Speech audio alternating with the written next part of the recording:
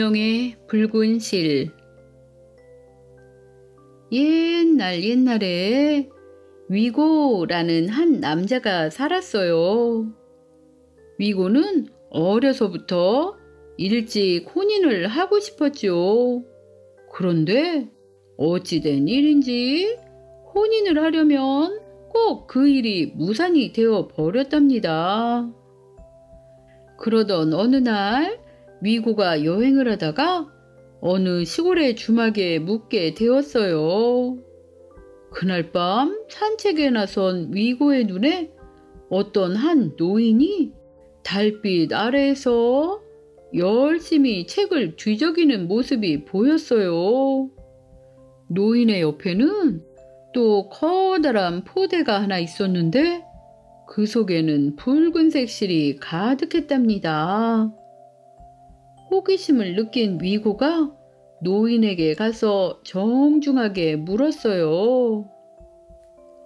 어르신, 무슨 책인데 그렇게 열심히 보십니까? 그러자 노인이 말했어요. 이것은 천하의 남녀간의 혼인에 관한 인연을 기록한 책이라네.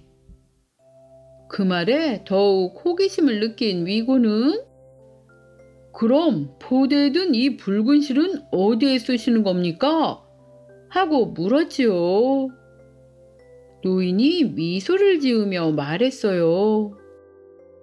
이 붉은 실은 장차 부부가 될 남녀의 손발을 묶는 데 쓰인다오. 그 두 사람이 설사 원수의 집안이거나 몇 마리 떨어져 있다거나 또 가난하거나 부자거나 이 붉은 실로 한 대 묶어놓기만 하면 결국에는 그 두 사람이 부부가 된다네. 하고 대답하였어요. 노인의 말을 들은 위고는 그 말을 믿을 수 없었지요.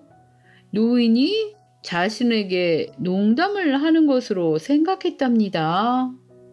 하지만 이 노인에 대해서 궁금하니 더욱더 질문을 하고 싶어졌죠. 그런데 그 순간 노인이 몸을 일으키더니 책과 포대를 챙겨 시장을 향해 걸어갔어요. 그러자 위고는 노인을 쫓아갔죠. 그런데 막 시장에 도착한 두 사람의 눈에 애꾸 눈의 여인이 3살가량의 여자아이를 안고 있는 모습이 보였답니다. 그런데 갑자기 그 노인이 위고에게 말하였어요. 저 아이가 바로 자네의 아내가 될 사람이라네. 위고는 이 말을 듣고 생각했어요.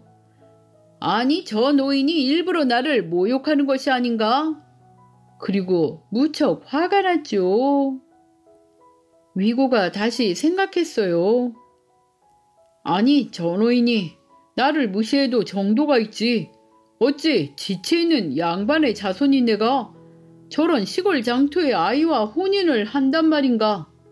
그리고 지금 저 아이의 나이가 3살 정도인데 내가 어찌 저런 아이와 혼인을 한단 말인가? 이것은 진정 나를 놀리는 말이 틀림이 없겠구나. 주막에 돌아온 후에도 분을 참을 수 없었던 위고는 하인에게 말했어요. 아까 시장에서 애꾸는 여자 등에 업힌 여자아이를 보았느냐? 하인이 말했어요. 네, 그 3살 정도 된 아이 말씀이시지요? 그래, 너는 지금 나가서 아까 본 그 여자아이를 죽여버려라. 하고 말했답니다. 그렇게 하면 그 아이가 장차 자신의 아내가 될 수 없으리라 생각한 것이었죠. 명령을 받은 하인은 곧장 시장으로 가서 아이에게 칼을 던지고 그 아이 얼굴에 피가 흐르는 것을 보고 와서 위고에게 말했어요. 주인 어른이 시키신 일을 다 하였습니다.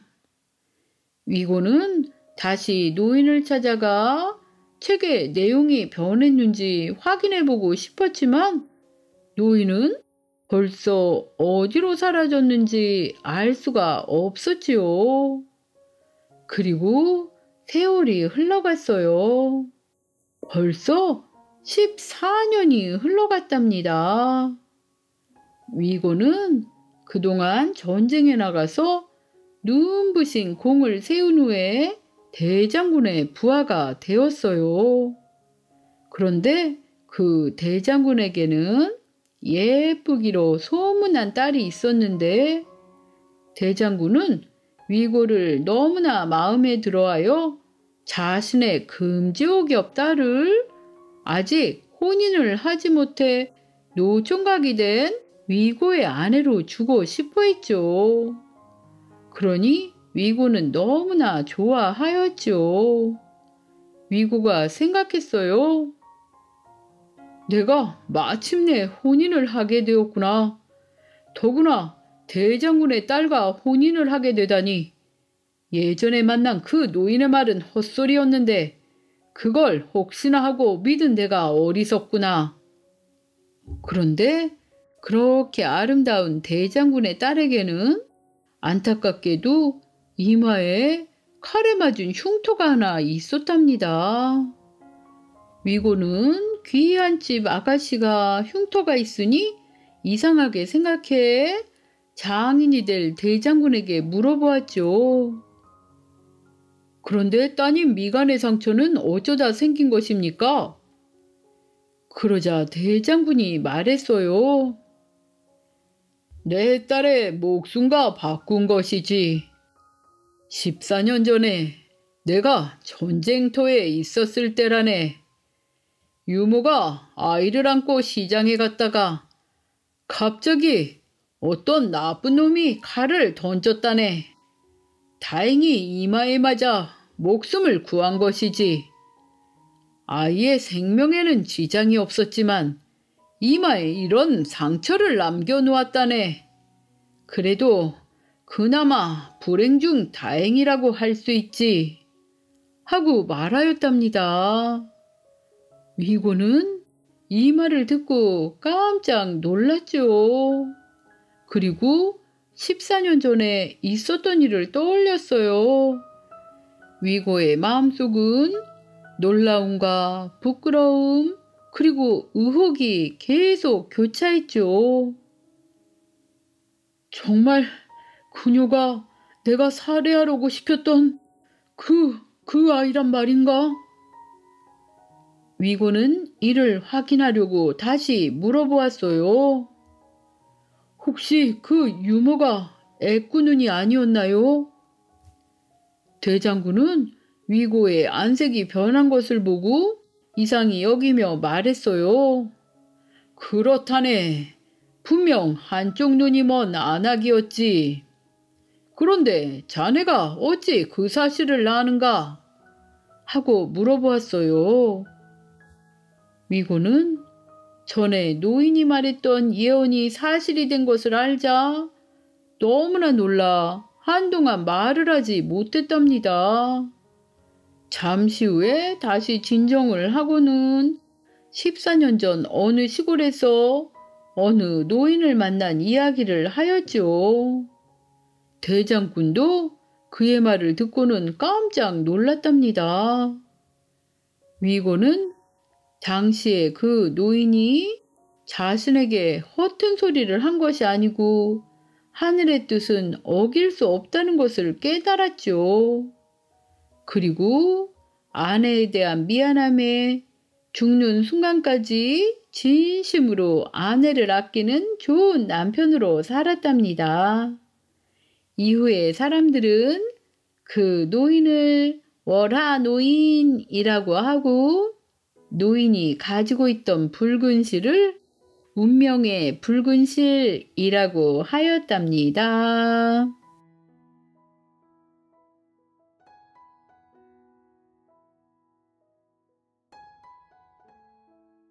죽음을 피해 도망간 왕. 옛날에 어떤 왕이 살고 있었어요. 어느 날이었어요. 왕이 자다가 깜짝 놀라 일어났답니다. 그리고는 신하에게 말했어요. 여봐라, 내가 지금 이상한 꿈을 꾸었으니 지금 당장 나라에서 가장 용한 꿈 해몽가를 불러오너라. 그리고 꿈 해몽가가 들어오자 왕이 말했어요. 내가 지금 막 꿈을 꾸었는데 그 꿈이 이상하게 마음에 걸리는구나. 이것이 무슨 뜻인지 알려다오. 예, 임금님. 무슨 꿈을 꾸신 것인가요? 내가 어느 7그루의 나무 밑에 있었는데 6그루는 잎이 무성한데 마지막 7번째 나무는 잎이 다 말라 떨어졌다. 그리고 내가 다시 어느 성에 있었는데 그 성에 7기둥이 있더구나. 그런데 그 중에 7번째 기둥이 갑자기 무너지는 것을 보고 놀라서 잠이 깨었다. 그 이야기를 듣고 꿈 해몽가는 깜짝 놀랐어요. 그리고 한참을 생각하더니 말을 하였답니다. 임금님, 정말 말씀드리기가 어렵지만 그 꿈은 정말 안 좋은 꿈이 틀림이 없답니다. 지금부터 7번째의 날에 임금님이 돌아가신다는 예지몽이십니다. 왕이 말했어요.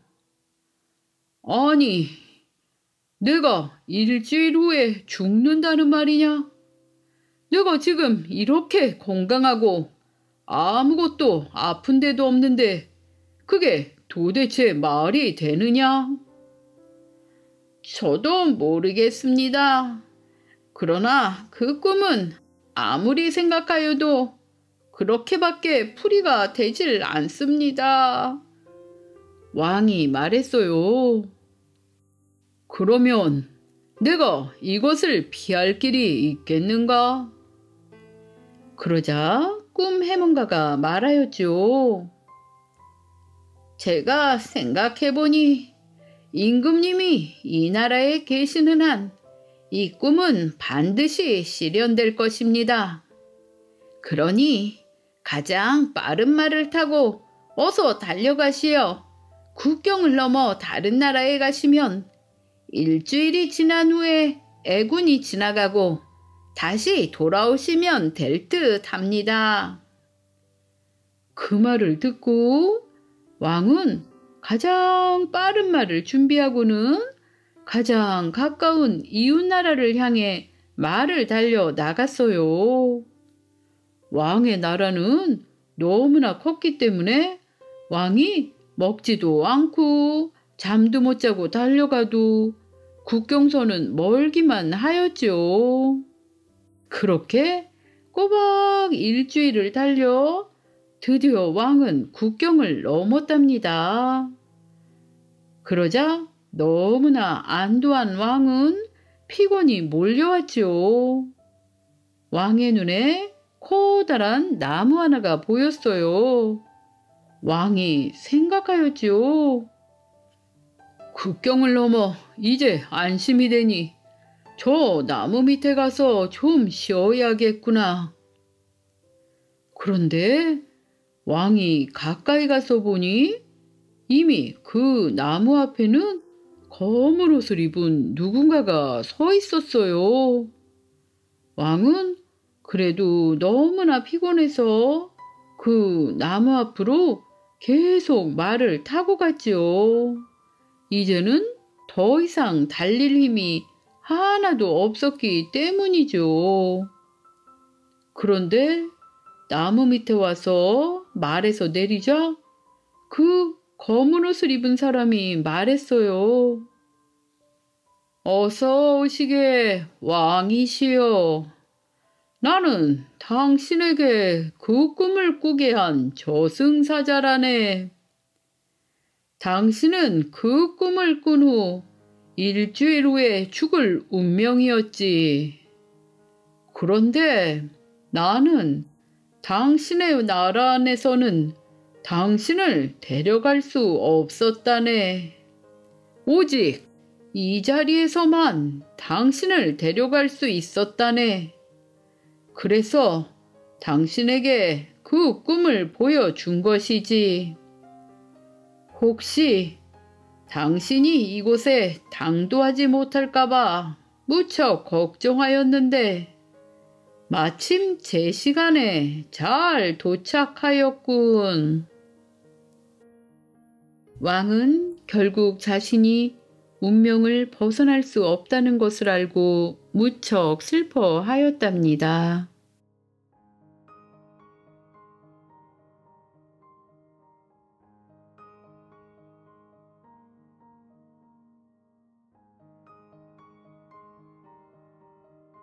덕을 베풀어 살아 돌아온 아들. 옛날 경상도 상주 땅에 김서방이라는 사람이 살았어요. 김서방은 하도 사람이 심성도 착하고 무던해서 사람들이 농사꾼인 김서방을 김선달이라고 불렀답니다. 그런데 김선달은 남의 땅을 빌려서 겨우 입에 풀칠을 하며 어렵게 살아가는 처지였어요. 그런데 지난해는 가뭄이 너무나 심해서 봄이 왔어도 그의 농사를 지을 수가 없을 정도였지요.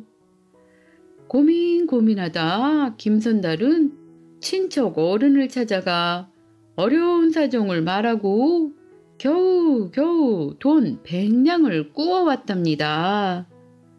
그렇게 김선달이 돈을 마련하고 겨우 안도를 하고는 집으로 돌아가는 길이었어요.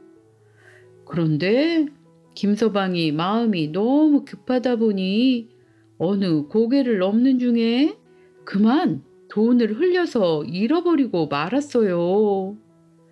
그런데 그때 마침 반대쪽에서 고개를 넘어가던 한 양반이 이 돈꾸러미를 발견했어요. 그리고 세어보니 100냥이나 되는 큰 돈이었죠. 그러자 그 양반의 하인이 말했어요. 딸이 이렇게 큰 돈을 줍다니 오늘 횡재를 하였네요. 그런데 양반이 말하였어요. 이렇게 큰 돈을 잃어버린 사람은 얼마나 애가 타겠느냐. 이제 여기서 기다리고 있으면 그 사람이 금방 찾으러 올 것이다. 그리고 그 양반은 가던 길을 멈추고는 한참을 그 자리에 앉아서 누군가 돈을 찾으러 오기를 기다렸답니다. 그런데 김선달은 삼신리는 더 가서야 돈을 잃어버린 것을 알았지요. 전 재산을 잃어버렸으니 눈앞이 깜깜했어요. 아니, 이를 어쩌면 좋단 말이냐? 내가 어디에서 그 돈을 흘린 것일까? 아무데도 들린 데가 없으니 길에다 떨구었음이 분명한데 누가 벌써 집어갔겠지? 아니야.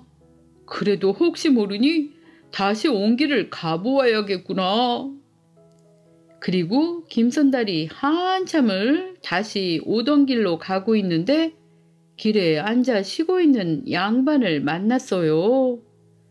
김선달이 얼굴에 낙담을 한 채로 주변을 이리저리 둘러보며 오고 있는 것을 보고 양반이 불러서 말했어요. 이보시오. 무엇을 찾고 계시오? 김선달이 말했어요. 예, 다름 아니라 제가 1년치 농사지을 귀한 제 전재산을 잃어버렸답니다. 전재산이라니 큰일이군요. 그래, 그 돈이 얼마나 돼요? 네, 자그마치 100냥이랍니다. 그러자 주인을 확인한 양반이 말했어요. 자, 여기 그 돈이 있소. 내가 지나가는 길에 주워서 당신을 기다리고 있었다오. 그러자 김선달이 말했어요. 어르신께서 제 목숨을 살려주셨습니다. 제가 이 돈을 찾아주신 은혜를 꼭 갚겠습니다. 자, 우선 이 돈을 받아주십시오. 하고 돈을 찾아준 은혜를 갚겠다며 사례를 하려 하는데 그 양반이 말했어요. 은혜랄 게 뭐가 있어? 당연한 일인 것을 하고는 사양을 하였지요. 그 양반은 주운 돈 100냥을 김선달에게 주고는 다시 가던 길을 갔답니다. 김선달도 이제는 안심을 하고 돈을 잘 속에다 집어넣고 다시 집을 향해 걸어갔지요. 가는 길에 어느 강가에 도착했을 때였어요. 그때 어떤 도령이 물에 빠졌는데 구경꾼은 많아도 누구 하나 뛰어들어 구해줄 생각을 하지 않는 것이었어요. 그것을 보고 답답한 김선달이 외쳤어요. 누구든지 저 도령을 구해내면 100냥을 주겠소. 그러자 어느 장정이 뛰어들어 도령을 구해주었답니다. 그래서 김선달은 그 장정에게 100냥을 주었지요. 죽다 살아난 도령이 김선달에게 말했어요. 정말 고맙습니다. 어르신이 아니었으면 저는 이대로 죽은 목숨이 되었을 것입니다. 저희 집이 여기서 가까우니 함께 가시면 100냥을 갚아드리겠습니다. 김선달은 급한 마음에 100냥을 썼지만 도령이 그 100냥을 갚아준다 하니 같이 도령을 따라서 그 집으로 가게 되었지요. 도령의 집은 고래등 같은 부잣집이었답니다. 도령이 집 안으로 먼저 들어가 사정을 이야기하자 그 도령의 아버지가 버선발로 달려 나왔어요. 그런데 그 아버지는 다름 아닌 김선달의 돈을 찾아준 바로 그 양반이었답니다. 양반이 말했어요. 전 재산을 털어서 제 아들을 구해주시다니 당신은 정말 의인입니다. 정말 고맙소이다. 아닙니다. 대개 아드님은 어르신께서 살려내신 것입니다.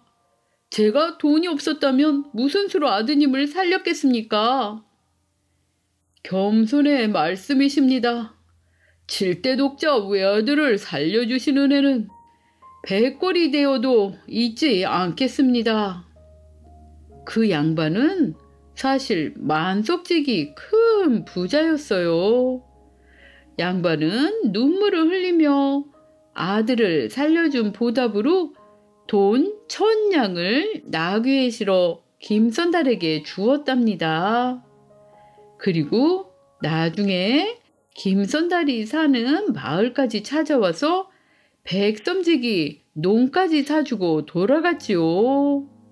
그 이후로도 김선달과 그 양반은 서로 마음을 통하는 친구가 되어 정을 나누며 오래오래 잘 살았답니다.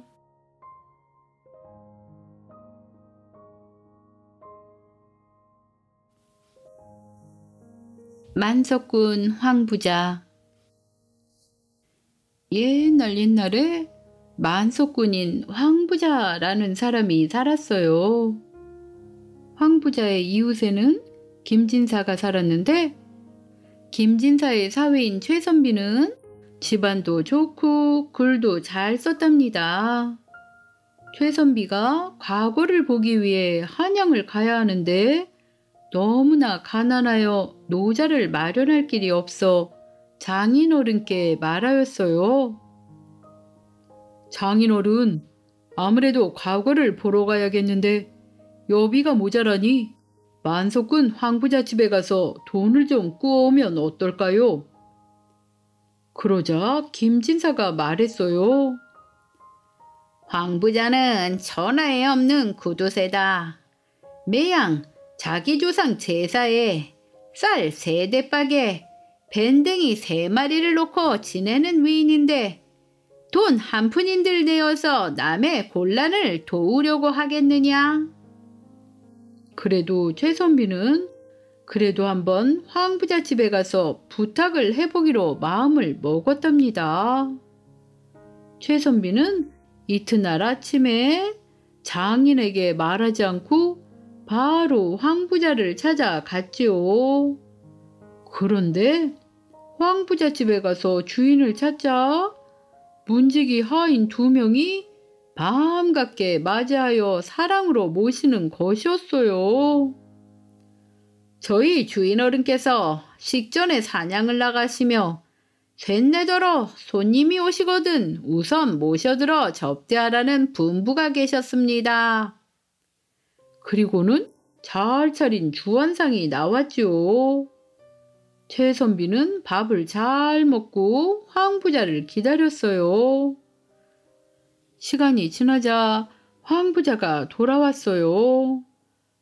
황부자가 방에 들어와 최선비에게 절을 하며 문지기에게 물었어요. 손님이 오래 기다리셨는데 욕이나 하셨느냐? 예. 황부자가 최선비에게 물었어요. 어디 사는 누구신가요? 네, 저는 이웃에 사는 김진사님의 사위 최생이라고 합니다. 이웃 친구의 사위를 이제야 만나다니 반갑구려 하고 황부자가 반가워하였지요. 그리고 점심상이 나오는데 사안의 진미가 상에 그득했지요. 최생이 말했어요. 세상 사람들이 부잣집에 대해 헐뜯는 말이 결코 못 믿을 것임을 오늘 알았습니다. 무슨 말씀이신지 최생이 말했어요. 제가 듣기로 이 댁이 아주 인색하다는 소문이 자자하다고 합니다. 그런데 어르신께서 초면인 저에게 이토록 호의를 베푸시니 그 소문이 잘못된 것을 알겠습니다. 황부자가 말했어요. 이웃의 소문은 사실이라오. 쌀 3대빠 3마리 생선으로 제사를 모신다는 말도 일치에 어김이 없는 사실이라오.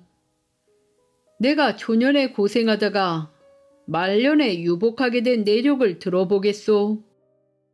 내가 일찍 부모를 여의고 의지할 데 없는 공궁한 신세였다오. 이후 혼인을 한 후에 우리 내외가 가난에서 벗어나기로 약속을 했지요. 집 앞에 한길가에 돌무더기 밭을 개간하여 구덩이를 파고 길가 주막에서 행인의 대소변을 받아 구덩이에 부었소. 그리고 옥수수 씨를 뿌리고 열심히 가꾸었소. 나중에 옥수수가 무성하여 그 해에 수십 석을 추수하였다오. 그 이후 우리 부부는 만석지기 재산을 모으기까지는 절대로 낭비하지 않기로 작정을 했다오. 그런데 9천석을 만든 이후로 10년이 지났는데도 만석을 더 모으기가 안 됐다오. 홍수나 가뭄으로 손실이 나든가 혹 의외의 화재를 당하든가 하는 등으로 만석지기의 소원을 이루지 못했소.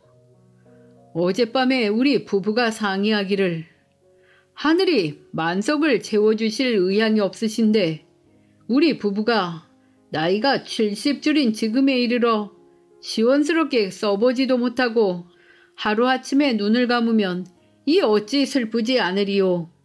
그래서 남을 대접하고 도와주기를 내일부터 시작하기로 하였다오. 해서 문지기 2명을 세워놓고 지나가는 모든 객을 대접하게 했던 거라오. 그 첫날 오신 분이 바로 당신이라오. 남보다 먼저 오셨으니 실로 운이 좋으신 것 같소. 이로 미루어 보건대 이번 과거에 틀림없이 뽑히겠소. 노부가 반드시 귀하게 되실 분에게 어찌 도움을 아끼리요. 그리고는 하인을 불러 분부하기를, 이 서방님은 김진사 어른의 사위시다. 이번 과거를 보러 가시는데 노자가 없으시니 곳간에서 돈 50냥을 꺼내드리고 또 말 한 피를 내어드리도록 해라. 집안 식구가 주림을 걱정하면 마음이 편치 않을 것이니 30섬의 별을 실어가 본댁에 식량을 대도록 해라. 최생은 천만 뜻밖의 후에 감사였죠. 황부자가 말했어요. 많이 싸놓고 베풀지 않고 나중에 무엇을 하겠소. 재산이란 하늘이 낼 때부터 모였다가는 흘러가는 것이니 주인이 바뀌지 않는 재물이 어디 있으리요. 집도 언젠가는 쑥밭이 되겠지요. 나중에 귀히 되시고 혹시 이곳을 지나시면 한 잔 술을 부어 노부의 혼을 위로해 주기 바라오. 이같이 큰 재산이 대를 물려간들 망할 이치가 있습니까? 재산이 흐르는 것은 이치의 당연함이라오. 그리고 과거를 보러 간 최생은 정말로 과거에 급제를 하였죠. 그리고 이후에 김진사가 다른 고장으로 이사한 때문에 황부잣집의 소식을 알 길이 없었지요. 그리고 이후에 13년이 흘렀답니다. 최생은 벼슬길이 툭 튀어 경상도 감사가 되었답니다. 그래서 경상도로 가는 길에 황부잣집에 들리기로 하였죠. 그런데 경상감사 행차가 황부잣집에 당도하여 보니 황부잣집의 큰 집은 이미 황폐하여 풀이 무성하고 인적이 없었어요. 최감사는 너무나 놀라고 슬퍼하며 사람들에게 그 이유를 물어보았죠. 동네 사람이 말했어요. 황부자가 돌아가신 후 젊은 아들 형제분 2분이 재산을 물려받은 후에 하늘이 모두 재산을 망쳐버렸지요. 금년에 불이 나서 허다한 곡식을 태우면 그 내년에는 전답이 홍수에 삼켜지고 재앙이 꼬리를 물었답니다. 어느 날은 알 수 없는 화재에 모든 전답 문서가 종이 한 장 안 남고 재가 되었지요. 땅은 그대로나 무엇에 근거하여 내 땅임을 밝히겠습니까? 거기에다 초상이 연달아 큰아들도 돌아가시고 이제 작은아들 하나 남았지요. 작은아들이 거지 신세가 되었는데 풍문에 들으니 소금 장수가 되었답니다. 최감사는 행차를 머무르게 하고 작은아들을 찾았죠. 감사가 말했어요. 자네가 다시 미천이 생기면 다시 살아갈 방도를 차려볼 수 있겠는가? 작은아들이 말했어요. 자신이 있습니다. 그러자 감사는 재산을 반을 뚝 떼어 나누어 주었지요. 그 이후에 작은아들은 부지런히 돈을 모아 다시 큰 부자가 되어 잘 살았답니다.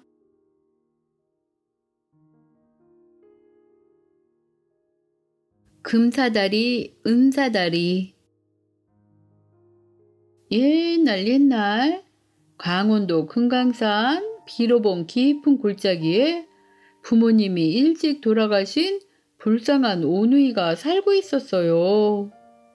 누나는 어머니, 아버지를 대신해서 어린 동생을 보살펴 주었고 동생은 누나를 어머니처럼 의지하며 살았죠. 그러던 어느 해 봄이었어요. 누나가 병에 걸려 자리에 눕게 되었어요. 그런데 많은 의원들이 왔어도 아무도 누나의 병을 고치지 못하였답니다.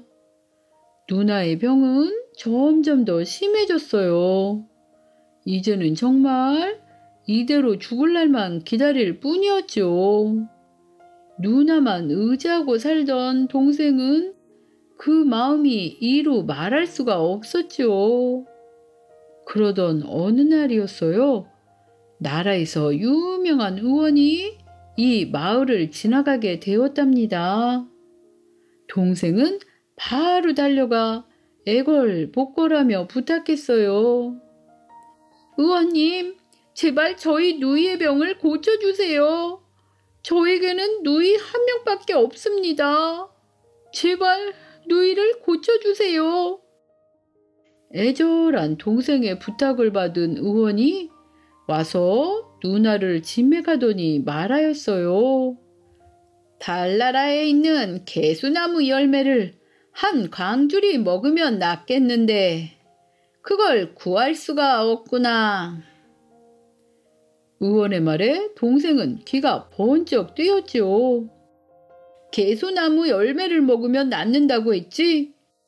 동생은 달나라가 아무리 멀어도 누이를 위해 열매를 구해오기로 마음을 먹었지요.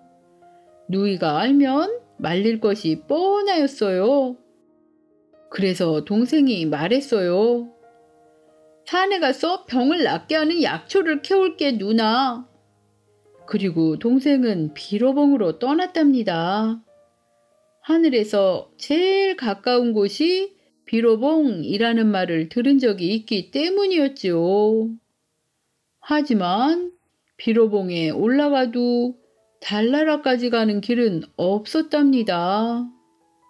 동생은 안타까운 마음으로 하늘을 올려다 보았지요. 그리고 하늘님께 달나라에 가서 개수나무 열매를 구할 수 있게 해달라고 빌었답니다. 어느덧 해가 지고 하나 둘 별이 떠오르기 시작했어요. 그런데 그때 어디선가 구르릉 하고 우레 같은 소리가 들려왔어요. 동생은 얼른 바위 뒤로 몸을 숨겼지요. 그런데 스르르 하늘이 열리더니 하얀 은사다리가 주르륵 내려오는 것이었어요. 누가 내려오는 걸까? 조금 있자 물병을 든 선녀가 사다리를 타고 내려왔어요. 선녀가 사뿐히 땅에 내려서자 사다리는 하늘로 스르르 올라갔답니다. 선녀가 물병을 들고 골짜기로 내려갔어요. 그리고 물병에 물을 깃고는 동생이 숨어있는 바위 앞으로 다가왔어요. 그러더니 바위 틈에 손을 넣어 반짝반짝하는 구슬을 끄집어냈지요. 그리고는 구슬을 하늘에 대고 비추니 이번에는 금사다리가 내려왔어요. 선녀는 쥐고 있던 구슬을 다시 바위 틈에 집어넣고는 금사다리를 타고 하늘로 돌아갔답니다. 세상에 이런 일이 다 있구나. 동생은 꼭 꿈을 꾸는 것 같았지요. 얼른 바위 틈에 손을 집어 넣어 보았어요. 그러자 구슬이 손에 잡혔답니다.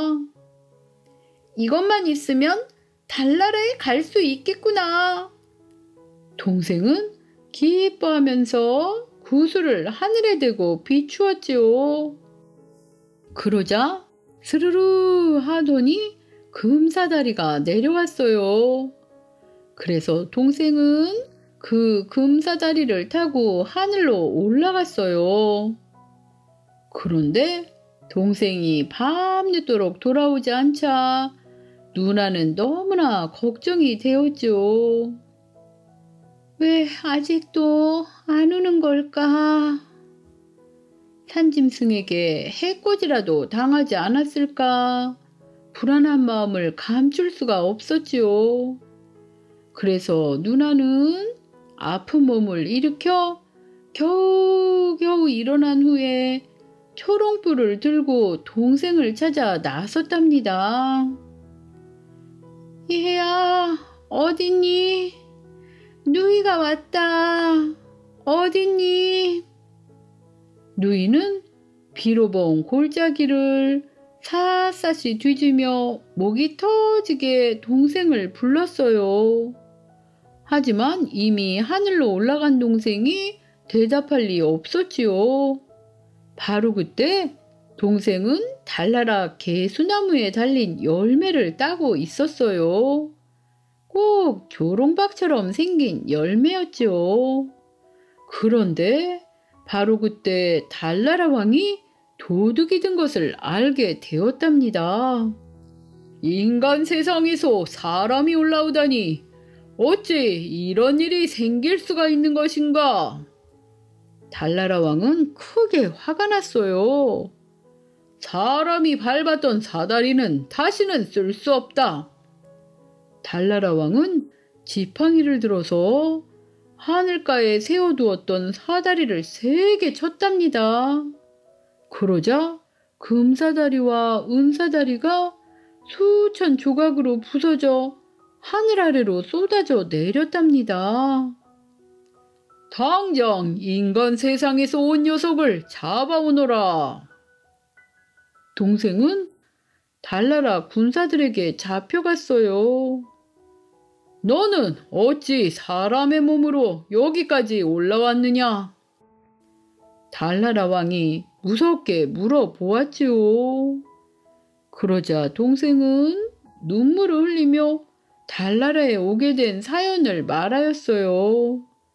그리고 개수나무 열매를 꼭 좀 가져가게 해달라고 애원하였지요. 달나라 왕이 말하였어요. 인간 세상에 저토록 극진한 우애가 있는 줄은 몰랐구나. 내가 성급하게 사다리를 부숴버렸으니 어쩌면 좋단 말이냐. 할 수 없구나. 내 하늘을 나는 말을 내줄 테니 그 말을 타고 누이에게 가도록 하여라. 동생은 개수나무 열매를 가지고 왕이 타던 하늘을 나는 말에 올라서 비로봉을 향해 달렸지요. 그런데 달나라에서 비로봉까지는 아득히 멀었답니다. 하늘을 나는 말을 타고도 보름이나 걸렸지요. 그런데 그동안에 누이는 동생을 애타게 찾아다니다 그만 죽어버렸답니다. 누이는 죽으면서도 손에서 초롱불을 놓지 않았죠. 그리고 그 초롱불은 여러 날이 지나도 꺼지지 않았답니다. 그러다가 아름다운 꽃으로 변했죠. 사람들은 그 꽃을 금강초롱이라고 불렀답니다. 금강초롱은 금강산에만 피는 아름다운 꽃이랍니다. 동생을 만나기 전에는 비로봉을 떠나지 않겠다는 누이의 슬픈 마음이 꽃으로 변한 것이랍니다.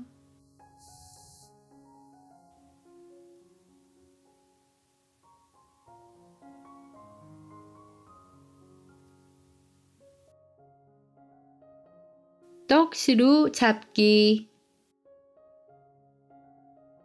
옛날에 호랑이 한 마리가 산길을 지나가다가 두꺼비를 만났어요. 호랑이가 두꺼비에게 말했어요. 두꺼봐, 배도 고프고 하니 우리 시루떡을 만들어 먹자. 그러자 두꺼비가 말했어요. 좋아, 나도 배가 고파. 그래서 호랑이와 두꺼비는 쌀과 팥과 떡시루, 장작을 준비했죠. 호랑이하고 두꺼비는 사이좋게 떡시루에 쌀가루와 팥고물을 가득 채웠답니다. 그리고는 장작에 불을 피우고 그 위에 떡시루를 올려 놓았지요.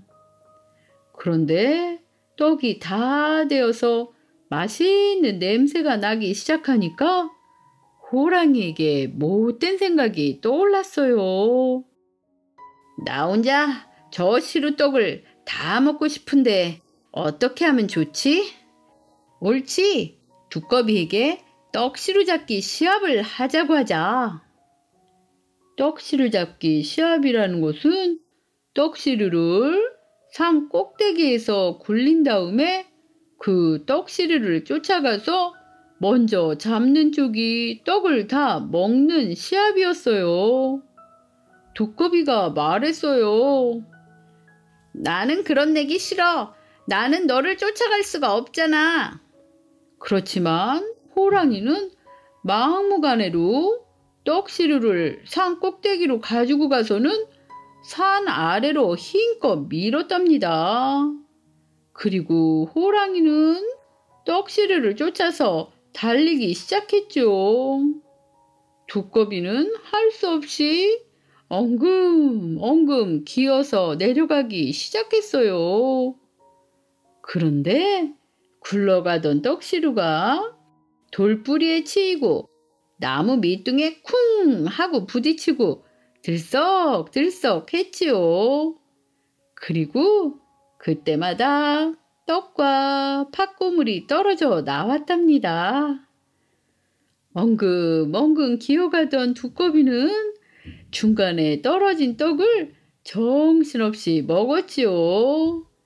두꺼비는 신이 났어요. 그런데 아무것도 모르는 호랑이는 헐레벌떡 산 아래로 뛰어 내려와서 떡시루를 기다렸답니다. 드디어 떡시루가 산 아래로 내려왔어요. 호랑이가 달려가서 떡시루를 잡았죠. 그런데 떡시루 안에는 떡은 하나도 없고 팥고물만 조금 남아 있었답니다. 놀란 호랑이가 시루떡을 열심히 찾아보았지만 이미 두꺼비가 다 먹은 다음이었지요. 호랑이가 두꺼비에게 말했어요. 내가 내 시루떡을 다 먹었지? 그러자 두꺼비가 말했어요. 호랑이야, 뛰느라 배가 많이 고플 텐데 이 팥고물이라도 먹어. 하면서 먹고 남은 팥고물을 내밀었지요. 화가 난 호랑이는 팥고물을 두꺼비 등에 확 끼얹었답니다. 그리고는 커다란 두 발로 두꺼비 등을 사정없이 밟았지요. 그래서 그때부터 두꺼비의 등은 지금처럼 울퉁불퉁하게 되었답니다.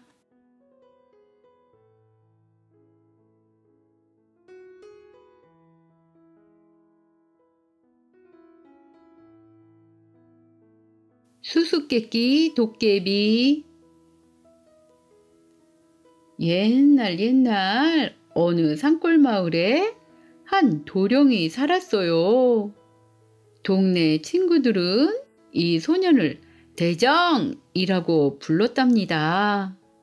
도령이 나이는 어렸지만 항상 영리하고 부지런하고 지혜로웠기 때문이죠.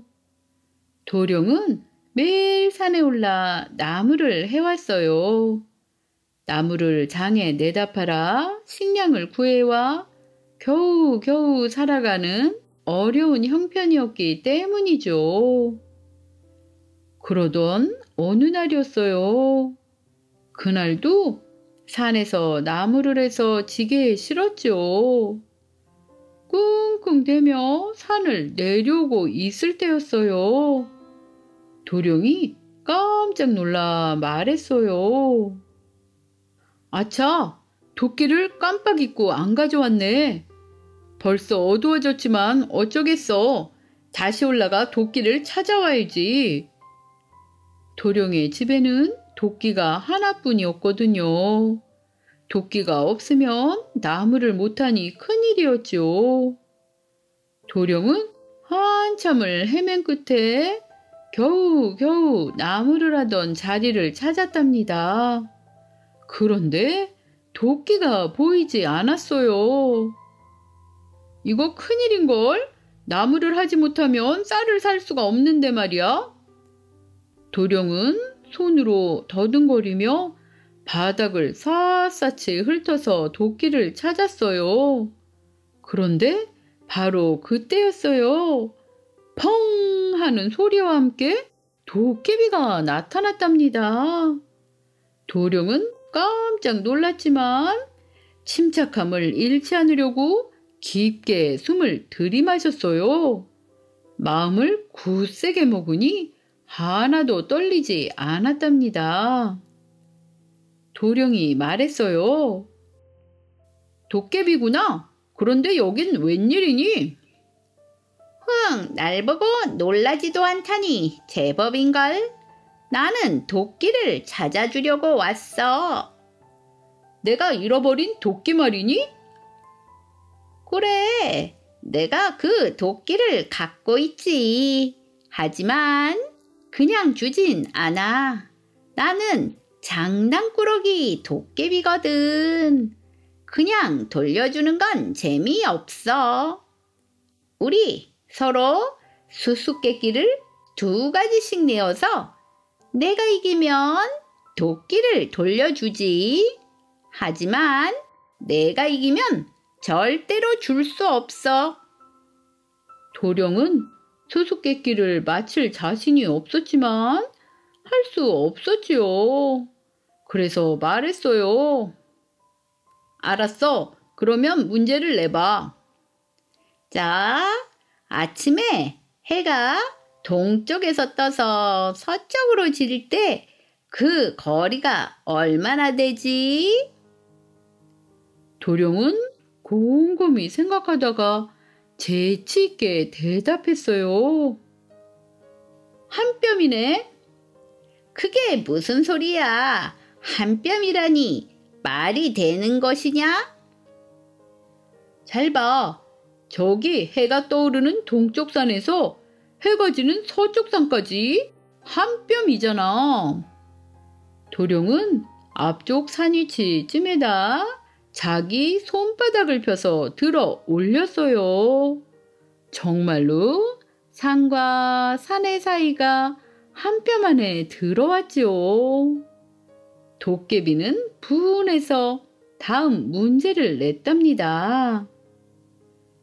바닷물을 쌀가마니에 퍼담으면 몇 가마니나 될까? 도령은 잠시 뒤에 활짝 웃으면서 말했어요. 한 가마니야. 몇 가마니에 나누어 담을 필요가 없거든. 바닷물을 다 담을 수 있는 큰 가마니를 만들면 되니까. 도깨비는 약이 올라 씩씩 거렸지만 어쩔 수가 없었어요. 그래, 내가 다 맞췄구나. 하지만 내가 내는 문제도 내가 다 맞힐 테니 어림도 없지. 자, 문제를 내봐. 도령이 말했어요. 좋아, 내가 지금 여기서 넘어질 거야. 앞으로 넘어질까? 뒤로 넘어질까? 도깨비는 대답을 하지 못했어요. 그것은 도령의 마음에 달린 문제니까요. 그래서 할 수 없이 도끼를 도령에게 건네 주었죠. 그리고 도깨비가 말했어요. 너는 앞으로 많은 사람들을 이끄는 큰 인물이 될 거야. 그리고 사라져 버렸답니다.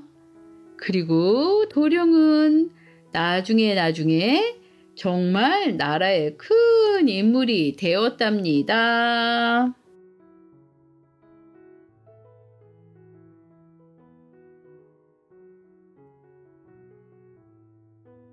아차 고개.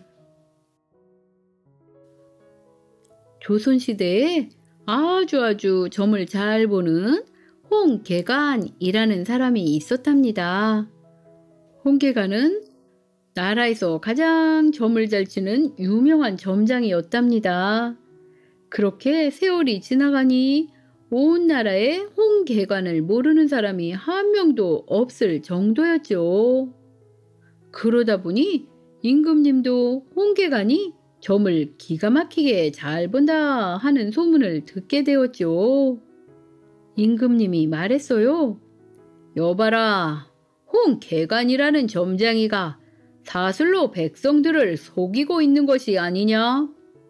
그러자 신하들이 말했어요. 임금님, 저도 그 소문을 들었는데 홍계관의 점은 한 번도 틀린 적이 없다합니다.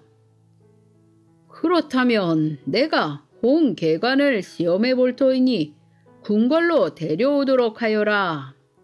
그래서 홍계관이 궁으로 오게 되었답니다. 그런데 임금님은 홍계관을 시험해 보기 위해서 이리저리 생각해보다 신하에게 말했어요. 궁궐 밖에 거지를 불러 깨끗이 씻긴 후에 내 옷을 입히고 내 왕관을 씌운 후에 홍계관을 맞이하도록 하여라. 그래서 가짜 임금님 앞에 홍계관이 도착하게 되었답니다. 그런데 홍계관이 도착한 후에 임금님께 절을 안 하는 것이었어요. 신하가 말했어요. 무엄하구나. 어서 임금님께 절을 하도록 하여라. 그런데 그 말을 들은 홍계관이 주위를 둘러보더니 신하들 사이에 허름한 옷을 입고 있던 임금님 앞에 가서 무릎을 꿇고 말하였어요. 임금님, 백성 홍계관이 여기 대령했나이다. 그래서 홍계관의 그 신통한 점술에 임금님은 궁궐로 그를 데려다 놓고 나라의 기륭사를 점치는 일관으로 임명하였답니다. 그런데 하루는 홍계관이 자신의 수명을 점쳐보니 그날 죽을 운수가 나온 것이었어요. 그래서 어떻게 살 수 있나 다시 점쳐보니 임금님이 앉아있는 용상 밑에 숨어야만 살 운수가 나왔답니다. 그래서 임금님께 사정을 하고는 용상 밑에 숨어있게 되었죠. 그런데 임금님은 홍계관이 용상 밑에 숨자 그의 점괘를 다시 한번 시험해보고 싶었어요. 그래서 신하에게 말했어요. 밖에서 쥐 한 마리를 잡아 죽인 후 상자에 넣어 가져오너라. 그리고 나서 홍계관에게 묻기를 이 상자 안에 무엇이 들어있는지 말해보라 하였어요. 그러자 홍계관이 말하였어요. 임금님, 이 상자에는 쥐가 3마리가 들어있습니다. 그러자 임금님은 쥐가 들어있는 것은 맞추었지만 3마리라고 말을 하자 화를 내며 말했어요. 요망하게 남을 속이고 임금까지 속여 용상 밑으로 들어가다니 당장 이놈을 잡아 극형을 처하라. 그래서 병사가 홍계관을 잡아서 죄인을 처형하는 곳으로 가게 되었답니다. 죄인 처형하는 곳에 도착해서 홍계관이 점을 치니 한 식경만 더 있으면 다시 살아날 수 있다는 점괘가 나왔답니다. 그래서 형장에게 간청하였죠. 내가 어차피 죽을 운이니 제발 한 식경만 더 있다 죽여주십시오. 그러자 사람 좋은 형장은 사형 집행을 한 식경을 늦추어 주었답니다. 그런데 그때 궁에서는 임금님이 홍계관을 생각하고 있다가 평소의 점괘를 곰곰이 생각해보고는 혹시나 해서 쥐의 배를 가르게 하였답니다. 그런데 그 쥐의 뱃속에는 2마리의 새끼가 있었답니다. 결국 홍계간의 점이 제대로 맞은 것이었죠. 그러자 임금님은 깜짝 놀라 말했어요. 홍계간 같은 쪽집게 일간을 나의 잘못으로 죽게 했구나. 어서 사람을 보내어 사형 집행을 멈추게 하라. 하고 사람을 보냈답니다. 그러자 신하가 말을 몰아 사형장이 있는 곳이 보이는 데까지 갔는데 홍계간의 목이 막 떨어질 찰나였죠. 그래서 신하가 급한 마음에 소리를 질렀어요. 사형을 집행하지 말라. 그리고는 손을 흔들었는데 거리가 멀어 형장까지는 소리가 들리지 않았어요. 그런데 그 모습을 멀리서 현관이 보았답니다. 현관이 생각하였어요. 이런, 이제껏 사형을 집행하지 않고 지금까지 살려놓아서 임금님이 화가 나셨나 보다. 큰일이니 어서 사형을 집행해야겠구나. 이렇게 문책 당할까봐 걱정이 되어서 멀리서 죽이지 말라는 신하의 손짓을 사형 집행을 빨리 하라는 손짓으로 판단하고는 망나니에게 독촉해서 홍계간의 사형을 집행하였답니다. 신하가 임금님에게 돌아가 이 일을 전하니 임금님은 아차, 내가 잘못했구나. 앞으로는 형장을 가까운 곳으로 옮겨 이와 같은 일이 없도록 하라 하면서 홍계간이 죽었던 처형장을 그 후로는 궁에서 가까운 곳으로 옮기게 하였답니다. 홍계간이 처형당한 이곡에는 임금님이 아차, 나의 실수로 죄 없는 사람을 죽게 했구나 해서 이 고개를 사람들은 아차 고개라고 부르게 되었답니다.